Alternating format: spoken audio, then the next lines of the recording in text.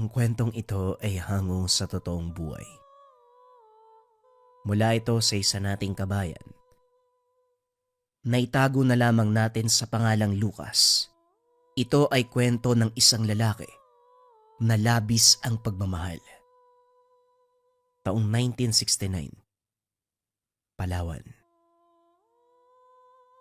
Sa isang liblib na parte ng Palawan, merong munting baryo na puno ng misteryo para sa karatig bayan.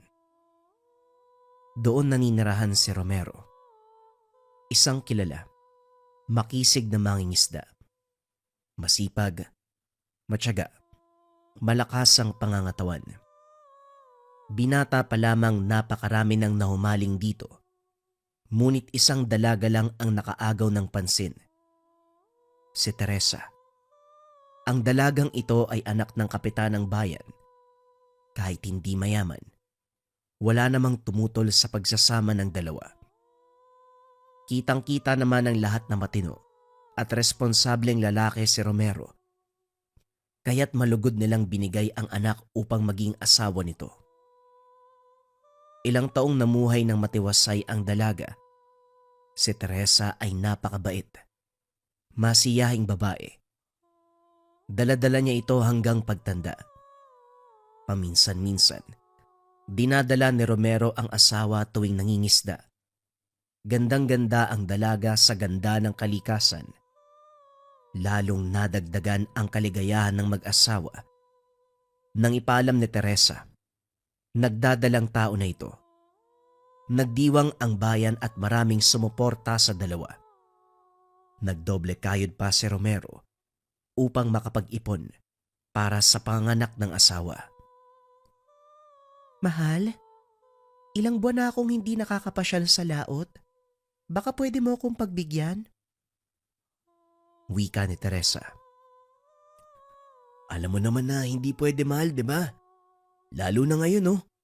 Malaki ang tiyan mo. Kabuhanan mo na. At kahit anong oras pwede ka ng manganak.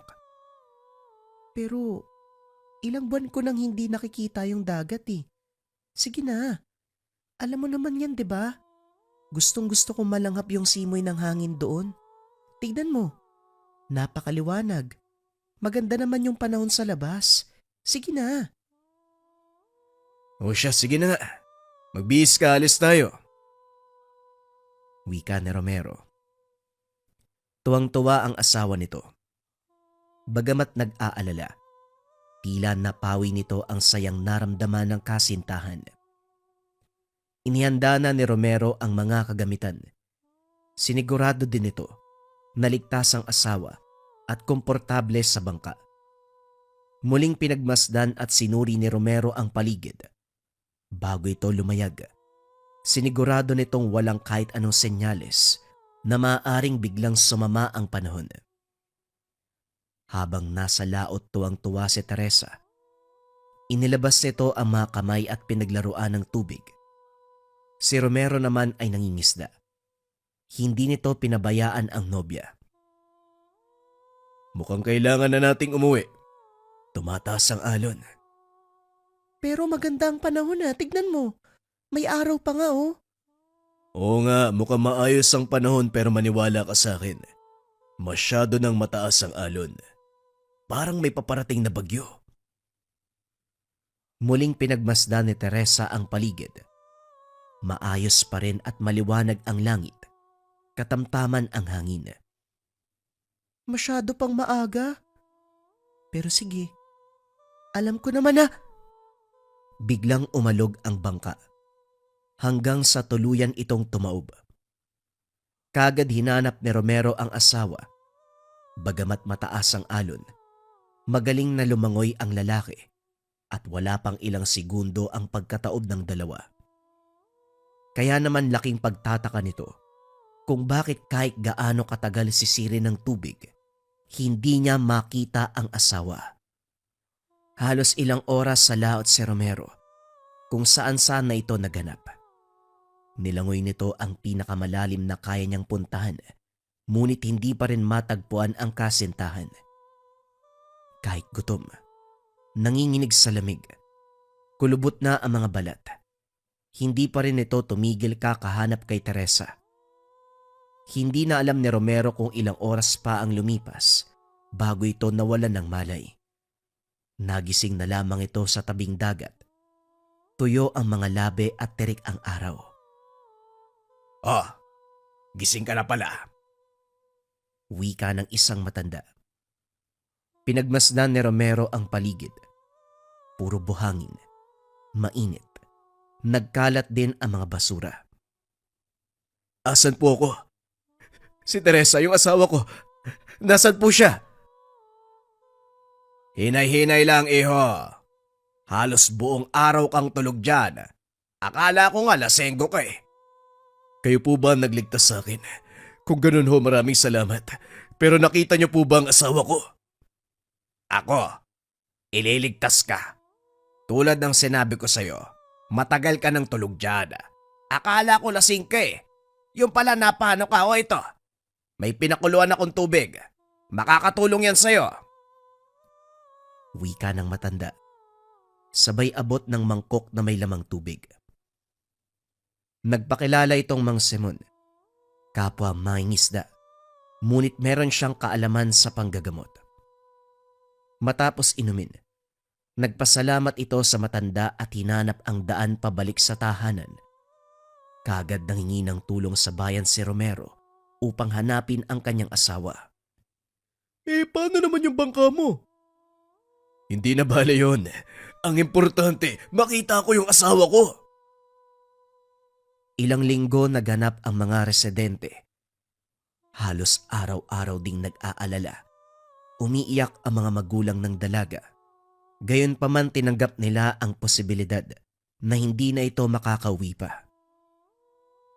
Habang tumatagal, unti-unti nang nawawala ng pag-asa ang mga tumutulong.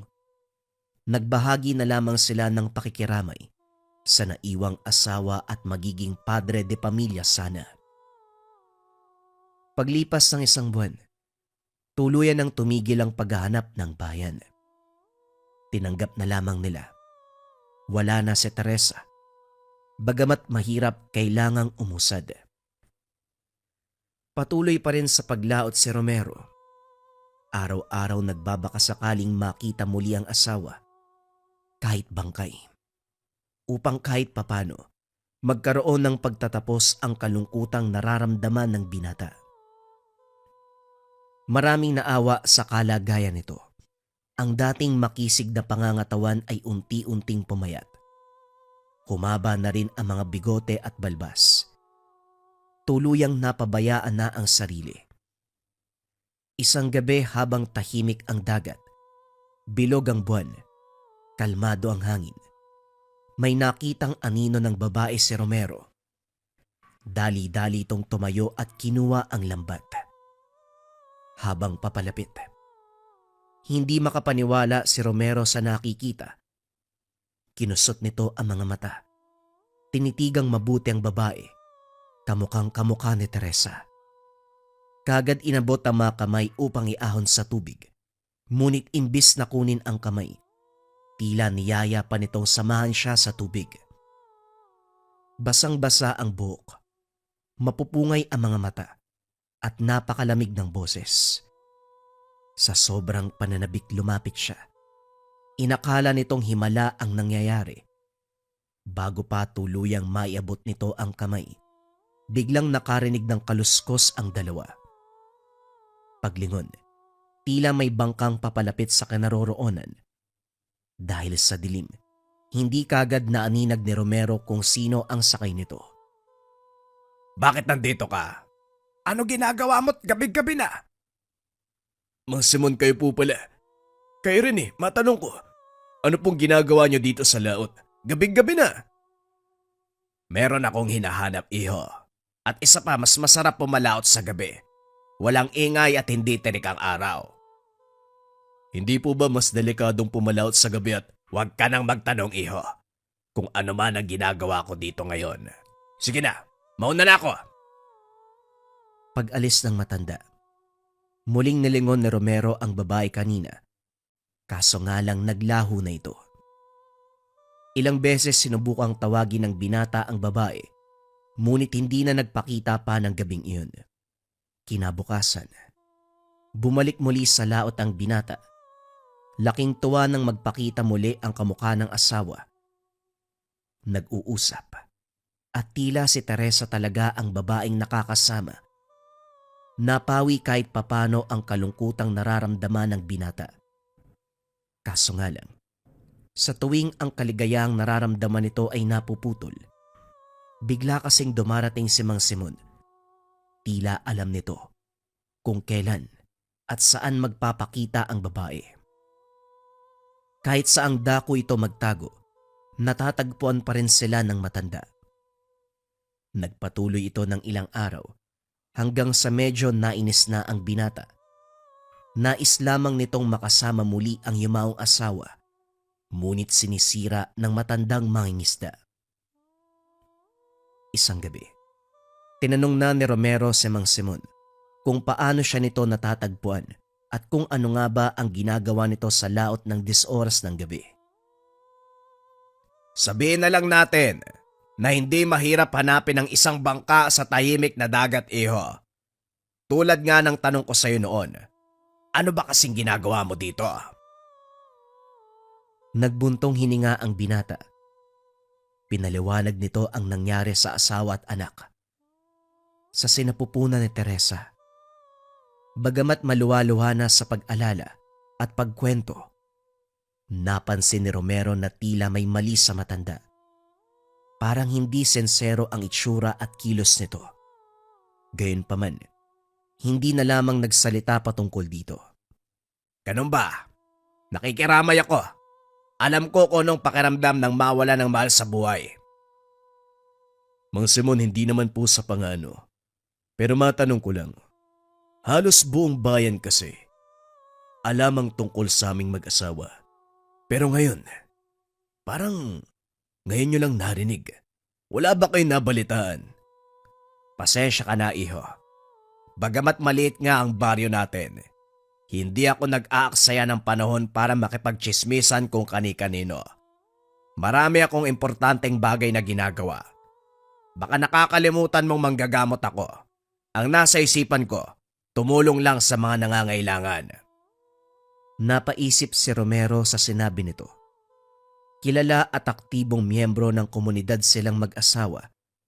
Napaka-imposible sa isang manggagamot, lalo pat maraming natulungan, ang hindi niya makikilala o mabalitaan ang kaganapan. Maliit lamang ang lugar, kaya medyo nakakapagtaka. Ngunit hindi niya na question pa ang matanda.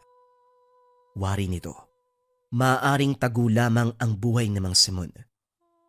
Pero napansin niya, may pagkahambog ang matanda. Maaaring hindi ganap na totoo ang mga sinabi. Nga pala, iho, bago ko makalimutan, mag-iingat ka sa laot lalo na sa mga ganitong oras. Bukod kasi sa mga isda at lamang dagat, merong mga nilalang na hindi natin inaakalang namumuhay pala kasama natin sa mundo. Ano pong ibig niyong sabihin, Manong? Maniwala ka o hindi, merong mga nilalang na katulad ng katawa. Alam kong hindi maiintindihan ng isang katulad mo ang mga ganyang nilalang, lalo na't binata ka pa eh. Pero ako mas matanda ako sa'yo. Maraming karanasan at kaalaman sa mga bagay na hindi pa alam ng mga normal na tao. Alam ko po kung ano ang kataw, Lolo.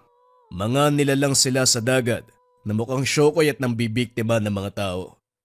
Minsan para silang sirena. Nangaakit na mamangis na, hindi po ba? Pero ang hindi mo alam, meron din itong kakayahang baguhin ng itsura at boses ng kung sino mang makain ito. Dito napagtanto ni Romero na maaaring isang kataw ang nagpapakita sa kanya. Kaya pala tuwing may ibang dumarating, nagtatago ito. Maaaring alam ng nilalang na isang manggagamot o may kaalaman si Mang Simon upang puksain ang katulad niya. Nalungkot at tila may halong sama ng loob ang binata. Kahit papano ay umasa at naniwala si Romero na tila milagro ang nangyari. ang nakikita at nakakasama gabi-gabi ang asawa. Ngunit pangloloko lamang ang lahat. Ginagamit ang kalungkutang nararamdaman upang mapagsamantala ng kainaan. Habang nag-iisip, napansin ni Romero ang pagbabago ng ora ng matanda. Ang ngiti ni Mang Simon, napalitan ng pagiging seryoso. Tila malalim ang iniisip. Maiging sinuri muna ang mukha ni Romero bago magsalita. Batay sa iyong itsura, pakiramdam ko, naengkwentro mo na ang katao. Maaaring kinuha nito ang anyo ng iyong asawa. Malaki ang posibilidad na ito ang kumuha ng nobya mo at kinain upang makapanlinlang na mga mortal na katulad mo. Nagkalkalang matanda sa kanyang bangka. Kalaunan naglabas ito ng lumang kahon na napapalibutan ng mga letra at salitang hindi pamilyar sa binata.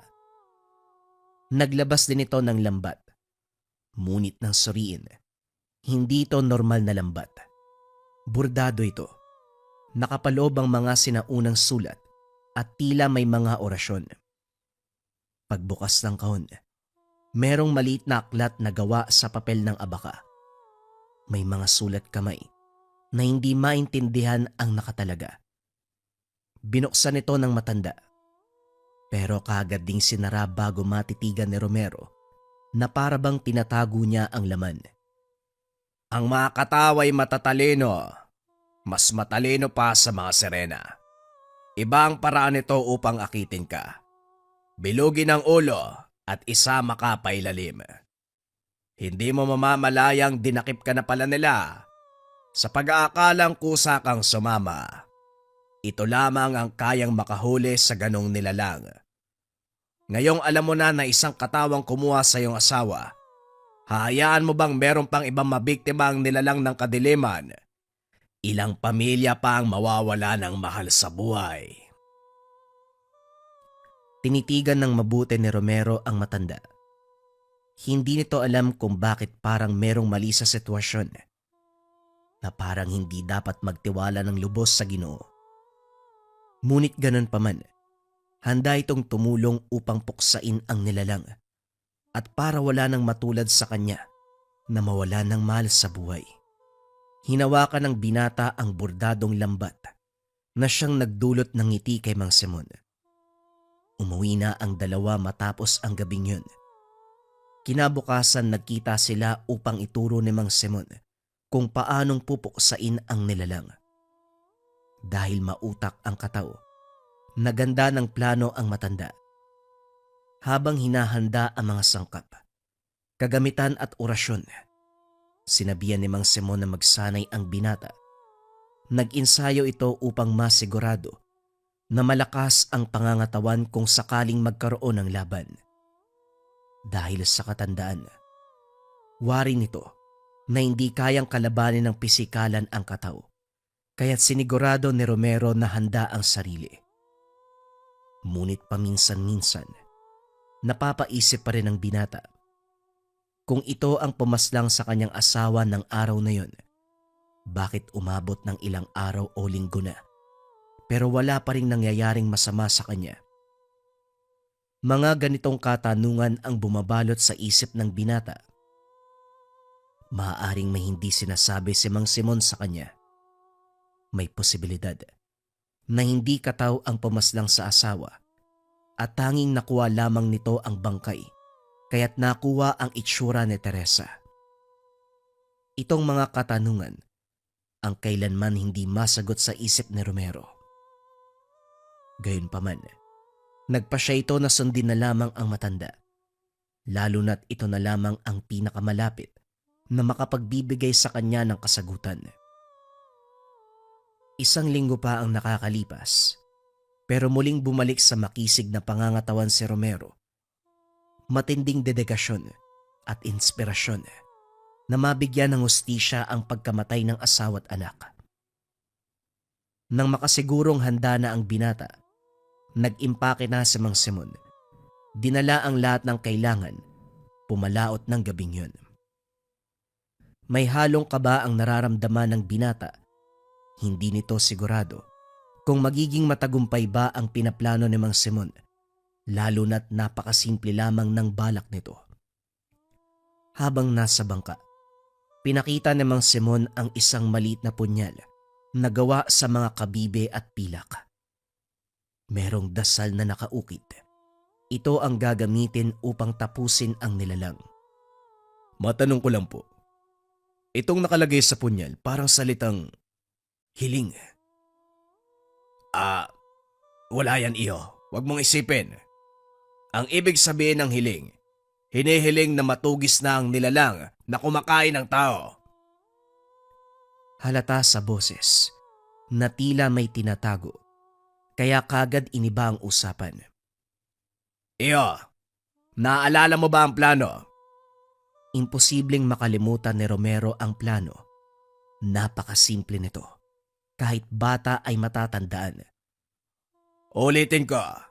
Sa malaking bato sa may dako roon, doon muna ako mananatili. Habang ikaw nandito lang sa bangka. Katulad ng mga unang beses niyong pagkikita ng kataw, aakalain niya mag-isa ka lamang at muli ka nitong akitin. Magbibigkas na ako ng mga orasyon upang bahagyang manghina ang nilalang. Pagkatapos nun hulihin mo gamit ang bordadong lambat. Tatapusin ko gamit ang punyal na ito. Huwag po kayong kabahan dahil naaalala ko, Mang Simon. Hindi ko makakalimutan yung plano eh. 4 na beses mo nang pinapaliwanag yung simpleng bagay na yun. O siya, sige na. Oo na, malapit na tayo. Sumampay ito sa malaking bato. Nagtago sa likod. Ngunit hindi maiwasang matawa sa loob ni Romero. Tila imposible na hindi ito makita ng nilalang, lalo na't buong dagat ang teritoryo nito. Gayunpaman nirespeto na lamang ni Romero ang matanda, lalo pat isa itong manggagamot at marami ng karanasan ayon sa sariling bibig. Habang naghihintay, hindi maalis ni Romero sa isipan ang itsura ni Teresa, ang babaeng nakikita niya gabi-gabi. Tila mismo ang asawa. Hindi ito makapaniwala na ganun na lamang kagaling ang abilidad ng kataw na gayahin. Hindi lamang ang itsura at boses ng yumao, kundi maging ang presensya at aura. Makalipas ang ilang sandali, nagpakita na rin sa wakas ang nilalang kay Romero. Dahan-dahang umahon ang nilalang. Ngunit sa mata ni Romero, si Teresa pa rin ito. Nararamdaman ang presensya ng yumaong asawa. Habang nakataas ang mga kamay ng kataw, tila iniimbitahang sumama sa ilalim. Kagad sinugod ni Romero ang nilalang, bitbit ang bordadong lambat, at sa tulong na rin ng orasyon ni Mang Simon, nahuli nila ang nilalang. Hindi naging madali kay Romero, lalo na't boses at mukha ni Teresa ang gamit ng nilalang. Kailanman hindi nagawang pagbuhatan ng kamay o masigawan. Kaya naman ang mga kaganapan, lubos ay kinakasakit ng kanyang puso. Pumiglas, nanlalaban ng nilalang. Nagtamo ng mga sugat si Romero, pero hindi ito ininda.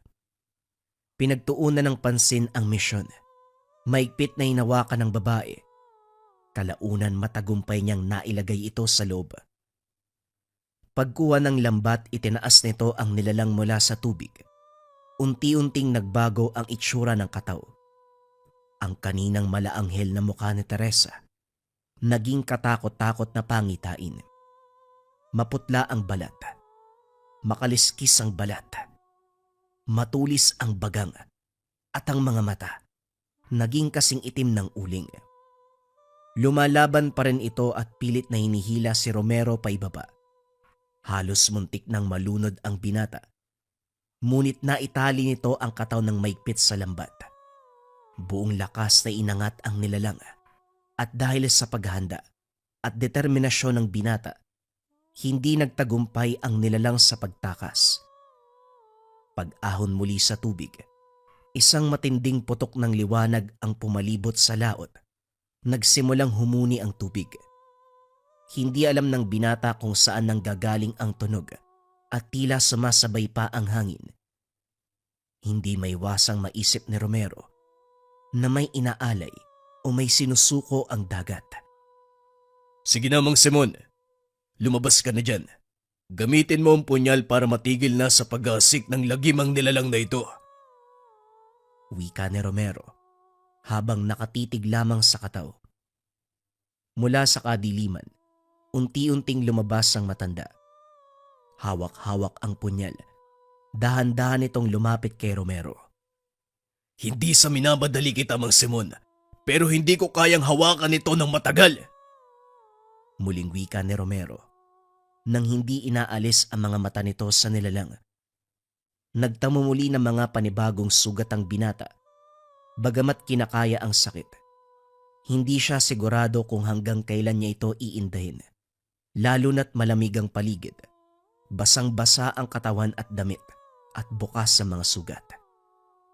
Lumingon si Romero upang tignan kung nasaan ba si Mang Simon. Napakatagal kasi nitong paslangin ng nilalang. Madilim ang mga mata ng matanda. Lumapit kay Romero habang nakatitig sa nahuling kataw. Eto na. Nandito na ang matagal kong inaantay, bata. Anong ibig mong sabihin? Akala ko ba papatayin mo ang kataw? Ngayong handa na ang lahat. Iaalay ko sa iyo ang binatang ito kapalit ng iyong kalayaan. Kailangan mong tuparin ang matagal kong kailangan. Nagtaka si Romero sa mga pangyayari. Unti-unting napagtanto. Patibong ang lahat. Nanlaki mga mata dahil si Romero ang ginawang pain. Hindi pala papaslangin ni Mang Simon ang nilalang. Magpapanggap itong bayani upang gantimpalaan ang nilalang kapalit ng kalayaan. Kagad sinaksak ni Mang Simon si Romero sa tagiliran. Binaon nito ng maigyang punyal. Ang lambat na bordado, hindi para protektahan si Romero. Ito pala ay upang magkaroon ng kasunduan. Paulit-ulit na sinaksak ng matanda si Romero hanggang sa unti-unti na itong nanghina. Naibaba nito ang lambat at nakalaya ang nilalang. Kagad itong tumalon sa lumiliwanag na tubig. Habang nakaluhod, nakikita ni Romero ang kataw. Unti-unti itong lumalapit. Ngayon ay bumalik ang maamo mukha ni Teresa. Walang galit, walang habag, kundi isang mapait na pagtanggap. Lungkot ang nakikita sa mapungay nitong mata. Inihahandog ko sa iyo ang katawan ng lalaking sumubok paslangin ka. Iniligtas ko ang buhay mo, kataw. Tanggapin mo ang aking alay, kapalit ng matagal ko ng inaasam, ang magkaroon ng anak. Sinipa ng matanda ang katawan ni Romero palubog sa dagat. Hindi nito kinuha ang alay. At habang nilalamon ng tubig ang bangkay ni Romero, narinig niya ang sinabi ni Kataw. Damang-dama ko ang pagmamahalan niyo. At kung ito ang kapalit, sasamahan na lang kita. Imbis na kainin ang alay, sumama ito sa kaluluwa ni Romero sa kailaliman. At hindi na muling lumitaw. Ang lambat ay unti-unti nang natutunaw. Ang liwanag ng dagat ay unti-unting naglaho. Ang alon ay tumahimik. Tila nagluluksa sa pagkamatay ng binata. Sa hindi malamang dahilan, kahit papano naramdaman ni Mang Simon na nagsisisi ang kataw dahil nagkahiwalay ang magkasintahan. Ngunit dahil sa pag-iibigan nila, sa huli, kahit sa kabilang buhay, muli silang nagsama. Naiwan si Mang Simon sa laot, umiiyak at galit. Nanginginig sa lamig. Madilim ang paligid. Matagal niyang inantay ang sakripisyo.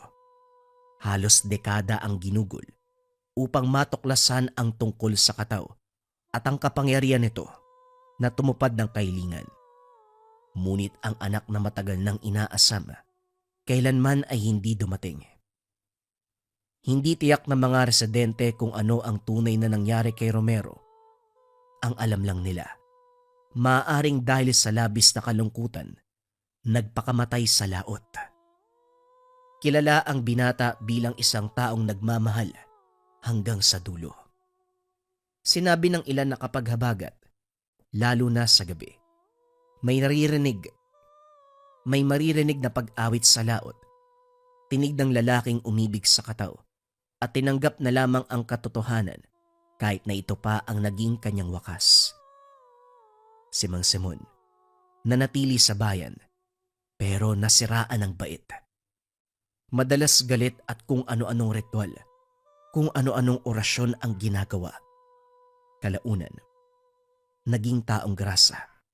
Maaring nilamon ng konsensya matapos patayin ang isang mabuting lalaki na sinubukan niyang ialay sa isang kataw. Bagong kwento pa rin ang kasunod mga kabayan. Ito ay tungkol sa lahi ng aswang na kung tawagin ay kataw. Simulan na ang storya.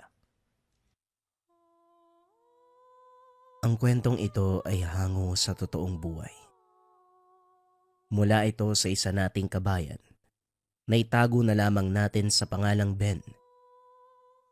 Taong 1988. Bukidnon. Hindi maiwasang magtaka ni Ben nang maisip ang tungkol sa paligid. Nakatayo ang tahanan sa gitna ng malawak na kagubatan, taniman ang kabilang bahagi. Ngayon lang naalala na kahit isang beses hindi nakitang may naligaw na hayop. Ang kapwa magsasaka naman, bihira lang makakita na may dalang kalabaw. Kung meron man, nawawala sa susunod na mga araw. Dahil dito, napatanong sa kamag-anak. Lolo, may tanong lang po ako. Naisip ko lang nasa liblib na baryo tayo. Kapitbahay natin kagubatan. Ang tahimik.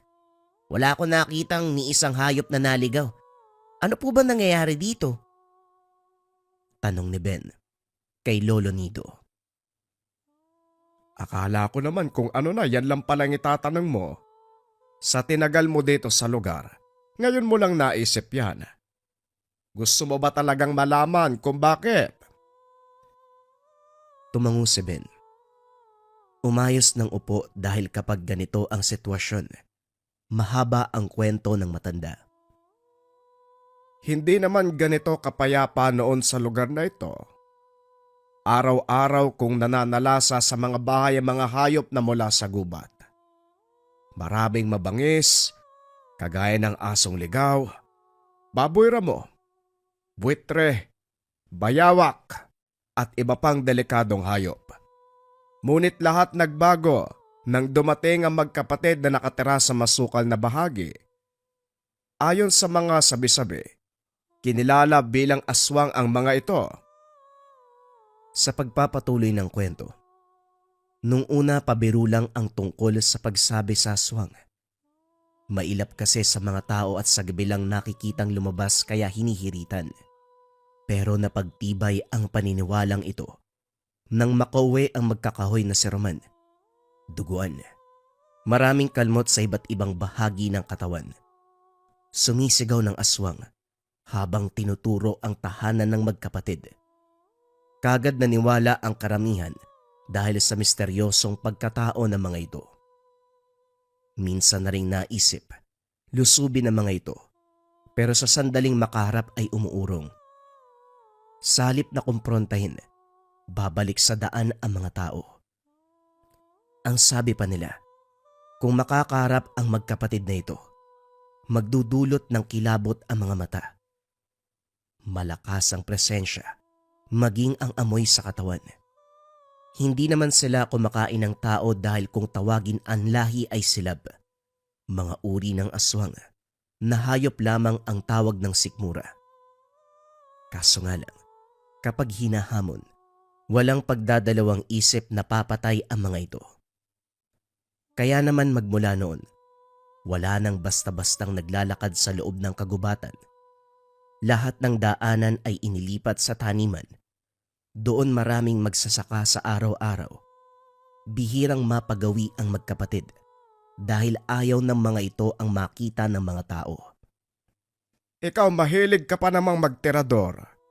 Sumusot ka pa sa gubat. Nako, kapag ikaw nakarating sa tahanan ng magkapatid, mamamarka ng katawan mo.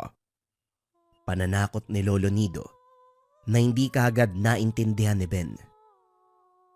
Mamarkahan? Ano po yun? Palatandaan. Ang ibig kong sabihin, kapag napagdiskitahan ka ng magkapatid na yon, baka magtamo ka ng kalmot sa iba't ibang bahagi ng katawan. Swerte kung sugat lang, paano kung patayin ka? Ito lang ang masasabi ko, Ben. Iwasan mong mapagawi sa tahanan ng magkapatid. Isa-isip mo, dahil hindi kita mababantayan sa lahat ng oras lalo pa sobrang tanda ko na. Hirap na nga ako sa pagkilos Tumango naman si Ben, pero napapatanong pa rin sa sarili kung sino ang magkapatid.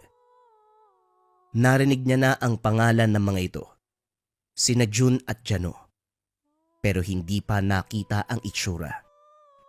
Makailang beses na rin siyang sumuot sa gubat. Doon pa nga minsan nagpapahinga, pero hindi sinuwerteng makasalamuha ang mga ito.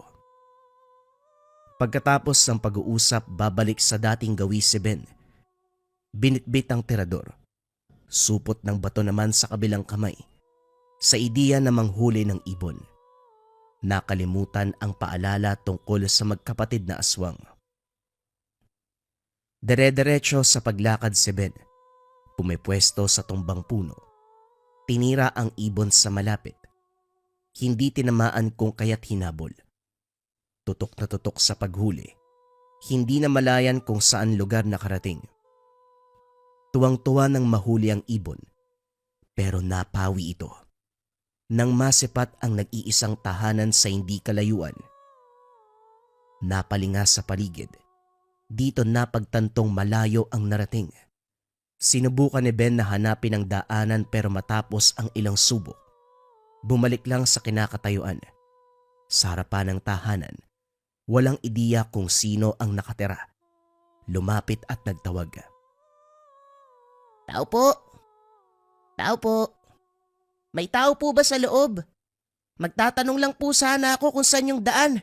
Naligaw po kasi ako eh. Ilang ulit pa siyang tumawag bago may lumabas. Isang lalaki na sa tansya ay nasa edad 30.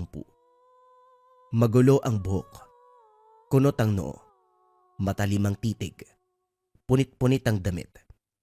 Napakamot sa ulo si Ben nang makita ito. Natawa pa siya dahil parang taong grasa. Ikaw na nga tong nambubulabog, pero ikaw pa ang may ganang tumawa. Hinuhusgahan mo ba ako, bata? Tanong ng lalaki.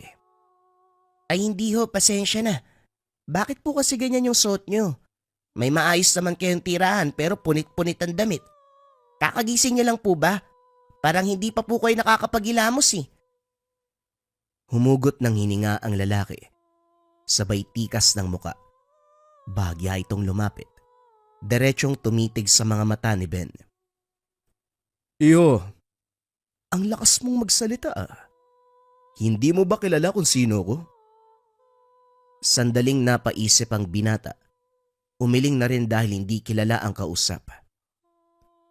Hindi po eh. Sino po ba kayo? Muling kumunot ang noo ng lalaki. Sinuri ng tingin ng binata. Inaalam kung nagsisinungaling ba ito o nagsasabi ng totoo. Nang makumpirmang hindi siya nito kilala, may naglalarong ideya sa isipan. Ang pangalan ko ay Caleb. Tinatanong lang kita para makita ang reaksyon mo. Bakit ka ba nagpunta sa lugar na ito? Nanghuli po ako ng ibon. Ang problema, sa sobrang tutok ko sa paghuli, hindi na malayan na nakarating kung saan-saan na. Parang ang pinaglalaruan ako ng engkanto kasi kahit saan ako dumaan, bumabalik ako dito sa tahanan mo. Pwede po bang ituro mo sa akin yung daan pa uwi? Gusto ko po kasing ihawin yung nahuli ko. Pang-ulam lang. Inosenteng sagot ni Ben. Ipinakita pa kay Caleb ang nahuling ibon. Napangiti si Caleb bago'y tinuro sa binata ang daan. Inimbitahan sa bakuran at inalok ang mga ibong nahuli kanina. Gulat si Ben nang ibagsak sa mesa ang naglalakiyang ibon. Sariwa pa ang sugat, halatang bagong huli. Sa bakuran na rin sila nag-ihaw Nag-usap habang kumakain. Makalipas ang ilang sandali, dumating ang kapatid ni Caleb na agarang tinawag sa pangalang Rael. Naintindihan nito ang senyas ng kapatid. Sumalo na rin at nagpatuloy ang pag-uusap. Pagsapit ng hapon, si Caleb ang nagatid kay Ben. Daldal pa rin ang daldal ang binata, kaya hindi na malayan ang dinaanan. Nang makarating sa taniman, kagad nagpaalam si Caleb. Iimbitahan sana ng binata sa kanila para ipakilala kay Lolo Nido. Pagbalik ng tahanan, pinaliwanag ni Ben ang nangyari. Tahimik na nakikinig ang matanda. Hinayaang matapos ang binata bago sumabat. Mabuti naman pala, may nahanap kang kaibigan pero mapagkakatiwalaan ba sila? Oo naman ho. Kasi kung hindi, malamang. Kanina pa ako ginawa ng masama. Pinakain pa nga ako tapos sinatid pa uwi. Dadaling ko po sana dito kaso nagmamadaling nagpaalam. Malamang hindi na yun sasama sa'yo. Malayo pa yung uuwian malapit ng magdilim. Ikaw, kalalaki mong tao. Pero kung makipagkwentuhan ka, abutin ng gabi. Mabuti na lang hinatid ka nung, Caleb? Kung hindi, mamaya makasalubong mo pa yung mga aswang Yon ang mas delikado at saka, hindi ba sinabihan kita, huwag ka munang magtitirador. Kung sa balwarte ng aswang ka napadpad, malamang sumakabilang buhay ka na sa katigasan ng ulo mo. Lolo naman, grabe ka naman magsalita. Ayos naman ako nakauwi Wala namang nangyari sa akin. Huwag na po kayong matakot. Lokong bata to. Magsalita ka pa na ganyan. Kapag nagdilang anghel, ewan ko lang. Natawa si Ben sa sinabi ng matanda. Nagbibiro lang siya, pero nagbibigay ng makatotohanang reaksyon si Lolo Nido. Ito ang isa sa nagustuhan niya sa matanda. Kahit biro lang, mararamdaman ang tunay na pakiramdam tungkol sa sitwasyon. Si Lolo, mahal na mahal talaga ako. Sige na ho, mauna na po kayo sa pagtulog. Dito muna ako sa sala magpapalipas ng oras. Habang nagmumuni-muni, napansin ni Ben ang ingay sa labas. Laking gulat dahil ngayon lang narinig ang hiyaw ng aso. Sunod-sunod ang pagpapakawala ng daing na para bang may nananakit. Dali-daling binuksan ang bintana. Sakto lang na umuwang ng kaunti. Masyadong madilim. Kung kaya't aninong hubog lamang ang nakikita. Paulit-ulit na binalibag ang aso ng nilalang na hindi mabigyan ng pangalan. Nagtataglay pa rin ito ng katawan ng tao pero mararamdaman na hindi normal. Lalo pa sa lakas na binuwat ng isang kamay ang aso at saka binalibag. Paulit-ulit na sinuntok ang hayop hanggang sa nalagutan ng hininga. Nang tumahimik ang paligid, dali-daling sinara ni Ben ang bintana at nagtungo ng higaan. Nagtalukbong ng kumot dahil damang-dama ang kilabot. Hindi maintindihan ng binata ang pakiramdam. Anino ng tawat aso lang naman sana ang nakita pero labis na naghatid ng takot. Nanigas ang katawan nang mapansin ang kalampag sa bubong. Gawa sa yero, kung kaya't bawat apak ay lumilikha ng ingay. Bagyang nayupi ang partikular na bahagi. Kung titignang mabuti ay paa ng tao, subalit matutulis ang mga kuko. Nagkakanda butas-butas pa. Sa kabutiang palad yun lang ang naganap. Kaagad ding nawala ang sinumang umakyat sa bubungan. Gayunpaman lumipas ang gabi na palaisipan kay Ben ang nangyari. Kinabukasan, kaagad tinanong si Lolo Nido. Pinaliwanag rito ang tungkol sa nakita, kaso pinagtawanan lang siya. Sa susunod kasi, dapat maaga kang matulog para hindi kung ano-ano iniisip. Kung magkwento ka para makatotohanan, umaaksyon ka pa. Wag ako! Dumaan din ako sa pagkabata. Maraming kalokohang naiisip, lalo na kapag matagal antukin sa gabi.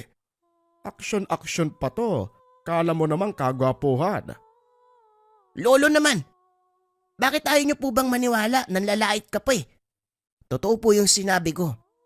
May isang tao. Binalibag po yung aso Paulit-ulit niyang sinuntok hanggang sa hindi na nakagalaw. Tapos, pagiga ako sa kwarto, may dumapo sa bubong. Tignan niyo, may marka pa nga ng paay.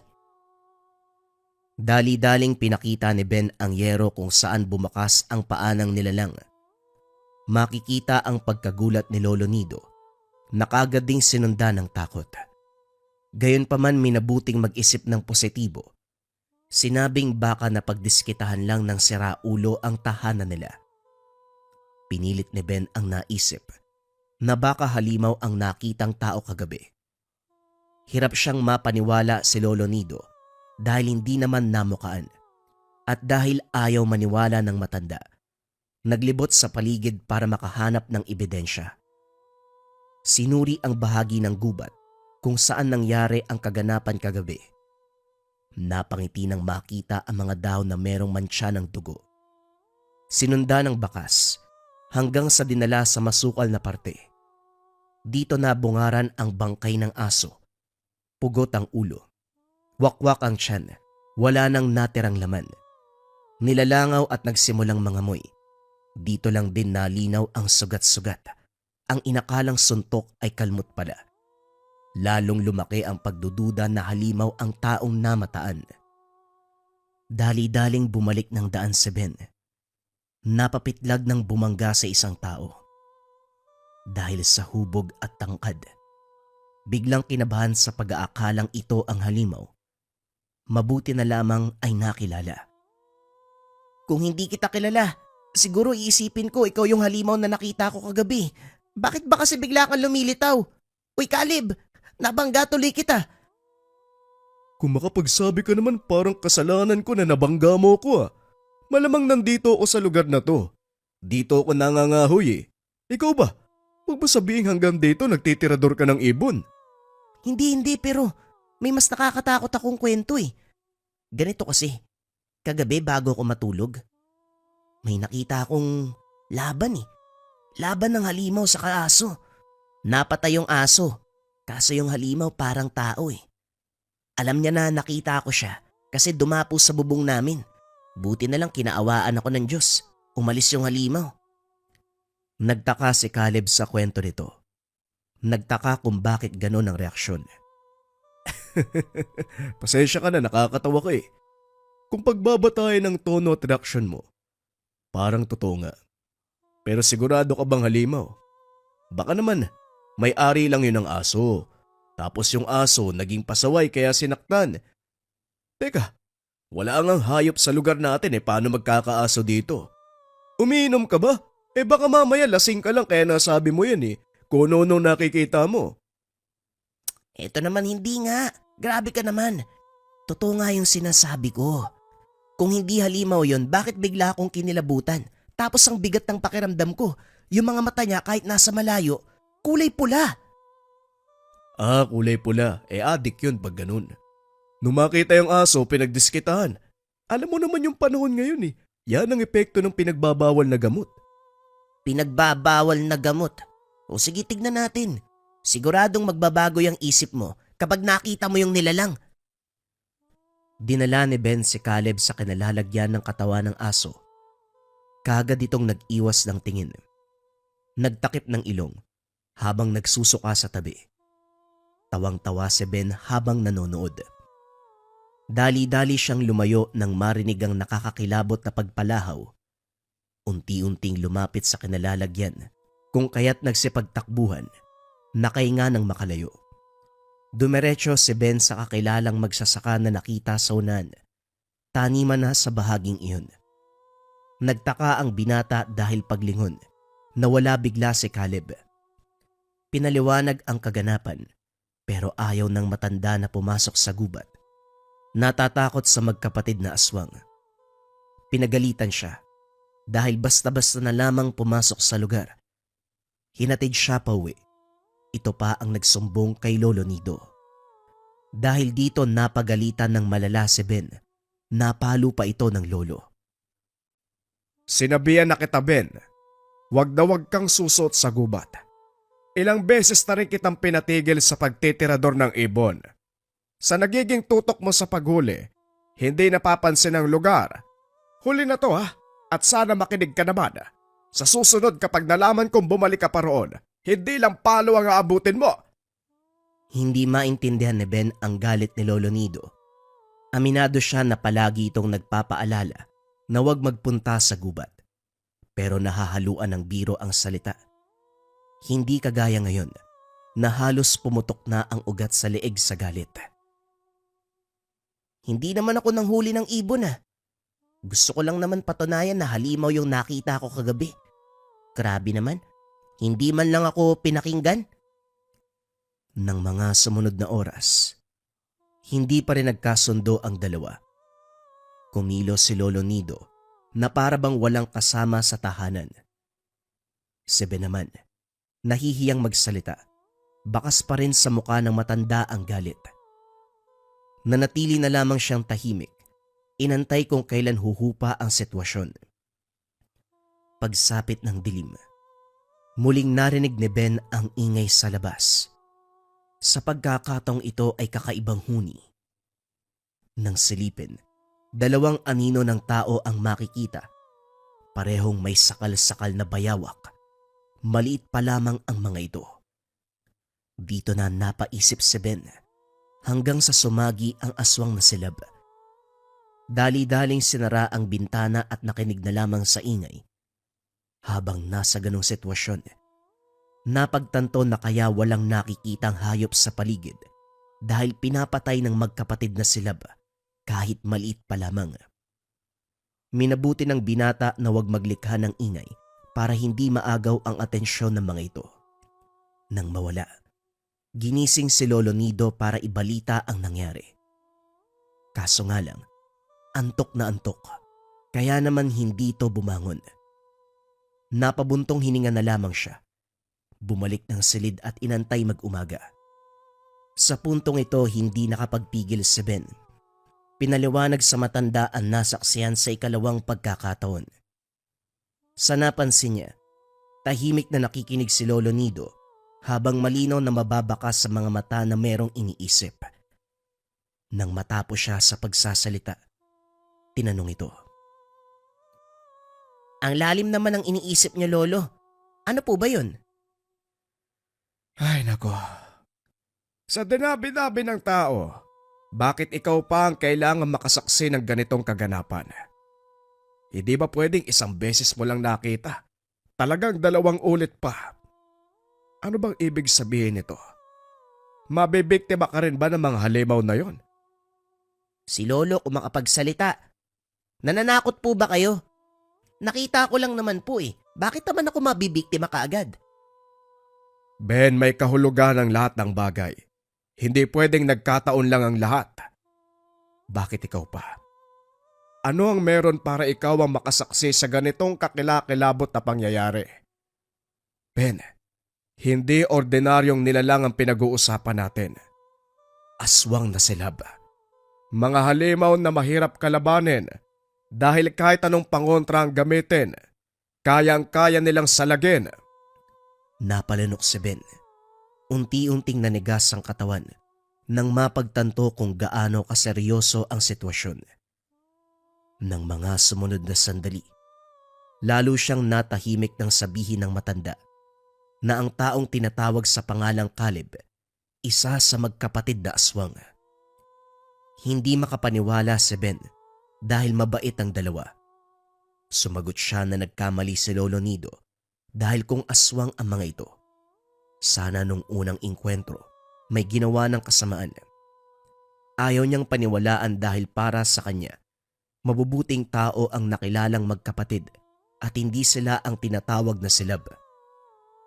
Ito ang pinanghawakan ni Ben hanggang sa sumapit ang punto na ang magkapatid na mismo ang lumantad ng katotohanan tungkol sa kanilang pagkatao. Habang wala sa tahanan si Lolo Nido, balik sa dating gawe ang binata. Binitbit ang tirador at naghanap ng ibon. Nang mga oras na ito matagal siyang nakahanap, sumama na lang sa mga kabataan na nanguha ng bayabas. Hitik ang bunga ng mga panong iyon. Masarap kainin. Nagbaon ng asin, suka at sili. Kanya-kanya sa pagkuha hanggang sa nakaipon ng marami. Nagpahinga sa lilim ng puno. Dito na pinagkaabalahan ng pagkain ng bayabas. Ilang sandali pa. Nagpaalam na ang kasamang si Roland matapos sumakit ang tiyan. Dali-dali itong tumakbo sa liblib na bahagi. Si Ben naman, kain ng kain. Hanggang sa napansin na hindi na nakabalik ang kasama. Hinanap ito kung saan-saan nakarating.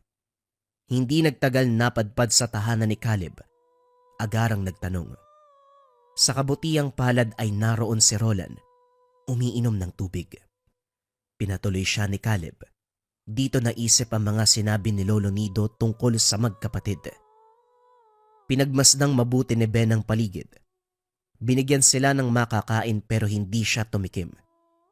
Inabala ng binata ang sarili sa pagmamasid. Kaso nga lang masyadong malinis ang bahay. Walang makikitang bakas. Naibaling ang pansin sa pakikipag-usap. Aliw na aliw dahil palabiro si Caleb. Pero lahat nagbago nang dumating si Rael. Sa puntong ito kakaiba ang titig. Dito rin napansin ni Ben ang unti-unting pag-alingasaw ng amoy. Panay ang tawag ni Caleb sa kapatid. Pinipilit ito sa isang bagay na parabang pinipigilan, kaso ayaw magpaawat. Nang mga sumunod na sandali, nanlaki ang mga mata ni Ben nang makitang unti-unting nanlilisik ang mga mata ni Rael.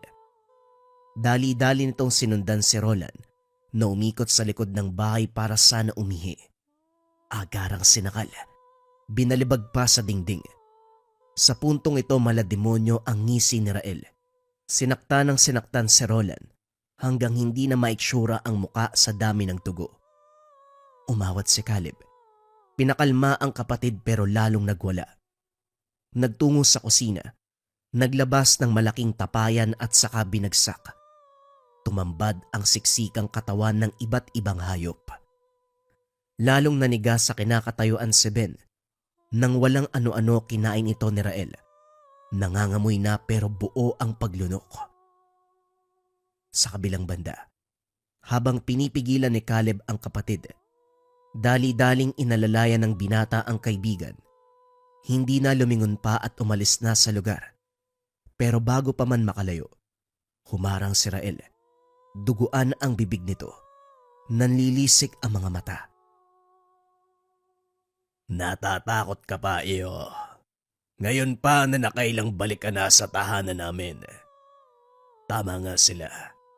Madaling linlangin ang mga kabataang kagaya mo. Swerte ka lang dahil hindi ako kumakain ng tao. Pero hindi din ako nagpipigil kapag gusto kong pumatay. Rael, hayaan mo na yung bata. Hindi ka ba nag-iisip? Inalantad mo pa sa kanila ang tunay nating pagkatao. Tama ang sinabi ni Lolo Nido.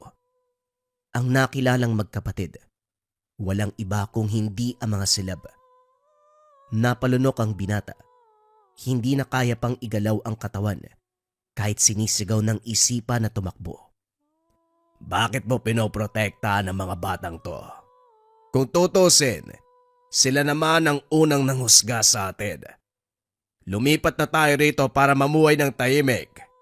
Pero ang mga magulang nila, walang tigil sa pagbabato ng kung ano-anong salita. Maaaring halimaw tayo, pero hindi tayo nang bibiktima ng mga tao. Bakit tinuturing pa rin tayo na demonyo? Ikaw na rin mismo ang nagsabi. Mga magulang nilang may atraso sa atin. Walang kinalaman ng mga batang yan kaya pabayaan mo na. Pakiusap, huwag ka namang damay. Ben, umuwi na kayo. Huwag na kayong babalik dito. Sa puntong ito nag-away ang magkapatid. Nang makalayo ay muling lumingon si Ben. Nasaksihan ang lakas ng bawat isa. Walang kahirap-hirap na binabalibag ang isa't isa. Pisikal ang laban. Kung saan-saan tumitilapon pero parang baliwala lang sa kanila. Bumangon at nagpatuloy sa bakbakan. Hindi na napanood pa ang sumunod na kaganapan dahil kinakailangang magamot ang kasamang sugatan. Habang nasa pangangalaga ng manggagamot, kaharap naman ni Ben si Lolo Nido. Napapapikit ang binata sa bawat latay ng sinturon sa katawan. Sa puntong ito, hindi lang sermon ang natanggap. Ang sabi ko, huwag ka nang bumalik sa gubat, pero matigas ang ulo mo. Tignan mo ang sinapit ni Roland. Nakakaawa. Maging ang mga walang muwang ay dinamay mo sa kalokohan mo. Eto, nang magtanda ka!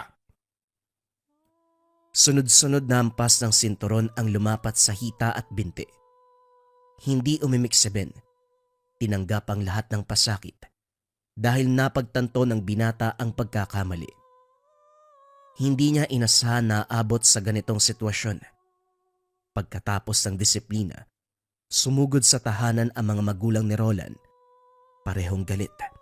Hinahanap si Ben. Si Lolo Nido ang humarap sa mga ito at nagpaliwanag. Sa kabutiang palad ay naintindihan. Nangingi na lamang ng dagdag pambayad sa manggagamot at sa gagastusin sa gamot. Hindi na bahala ang matanda dahil kababata ang manggagamot. Tumatanggap ito ng prutas o mais bilang kabayaran. Sa paglipas ng mga buwan, bumuti ang pakiramdam ni Roland. Subalit nagulat na lamang ang lahat nang bigla itong mawalan ng buhay.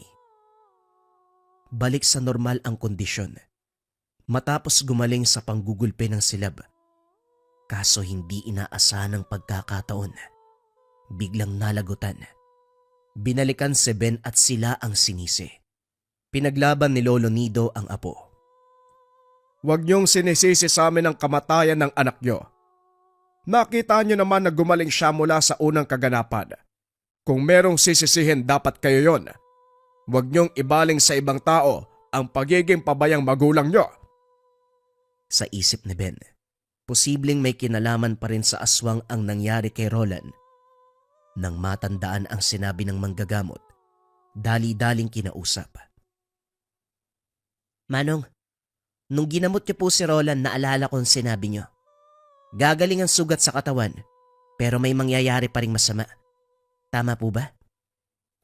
Tama. Nilinaw ko yun sa mga magulang ng binata. Hanggang doon lang ang kaya kong gawin. Hindi ko magagawang isalba ang buhay ng tao, lalo na kung ang dahilan ay silab. Hindi tinatablan ng anumang pangontra mga yan. Ganon din ang dulot nilang kamatayan. Kinagabihan. Hindi pa rin mawala sa isip ni Ben ang nangyari sa Yumao. Sa kalagitnaan, sa pagsapit ng 10 oras, muling napansin ang ingay sa labas. Nang silipin, ang kalabaw ng kapitbahay na bagong bili, tinambangan ng 2 halimaw.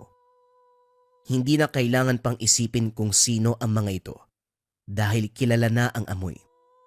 Walang iba kung hindi ang magkapatid na silab. Mabilis ang naging galaw. Hindi na namalayan kung paanong tinapos ang kalabaw. Naunang umalis si Rael, samantalang huminto si Caleb. Bumalik ito ng tahanan, lumapit sa kinalalagyan ni Ben. Huwag ka matakot, Ben. Pasensya na kung kailangan mong masaksiyan ng ilang ulit ang pambibiktima namin. Huwag kang mag-alala. Ito na ang huli dahil lilisanin namin ang lugar.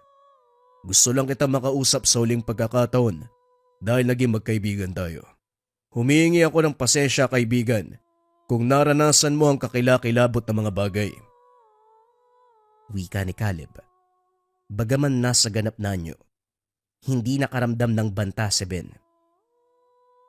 May gusto lang sana akong itanong. Bakit ako yung palagi nakakakita ng pambibiktima nyo? Nagkataon lang ba yun? O talagang gusto nyo na maging saksi ako? Hindi sumagot si Caleb.